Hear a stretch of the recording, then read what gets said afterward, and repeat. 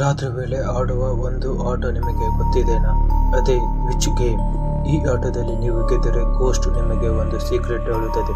ಅದೇ ನೀವು ಸೋತರೆ ಈ ವಿಡಿಯೋನ ಎಂಡ್ವರೆಗೂ ನೋಡಿ, ಕೊನೆಯಲ್ಲಿ ಹೇಳುತ್ತೇನೆ. ನಿಶಬ್ದವಾಗಿರುವ ರೂಮಿನಲ್ಲಿ ಹೋಗಿ ಉಪ್ಪಿನಿಂದ ಒಂದು ಸರ್ಕಲ್ ಹಾಕಿಕೊಂಡು ಅದರ ಒಳಗೆ ಕುಂತುಕೊಳ್ಳಿ. ಒಂದು ಮೇಣದ ಬತ್ತಿಯನ್ನು ಹಚ್ಚಿ ನಿಮ್ಮ ತಲೆಯಿಂದ ಒಂದು ಕೂದಲನ್ನು ಕಿತ್ತು ಬೆಂಕಿಯಲ್ಲಿ ಸುಡಿ. ಕಣ್ಣು ಮುಚ್ಚಿ ಮನಸ್ಸಿನಲ್ಲಿ ಈ ಮಂತ್ರವನ್ನು ಹೇಳಿ, which of the night here me.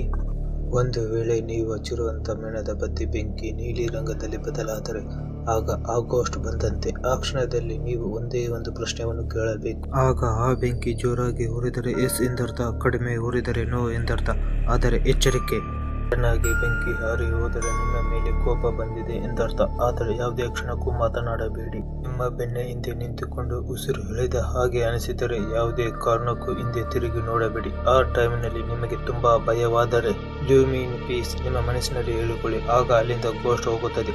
ಈ ಗೇಮ್ ನಮ್ಮ ಇಂಡಿಯಾದಲ್ಲಿ ಪಾಪ್ಯುಲರ್ ಅಲ್ಲ, ಆದರೆ ಫಾರಿನ್ ಕಂಟ್ರಿಯಲ್ಲಿ ಇಂದಿಗೂ ಈ ಆಟ ಆಡುತ್ತಾನೆ ಇದ್ದಾರೆ.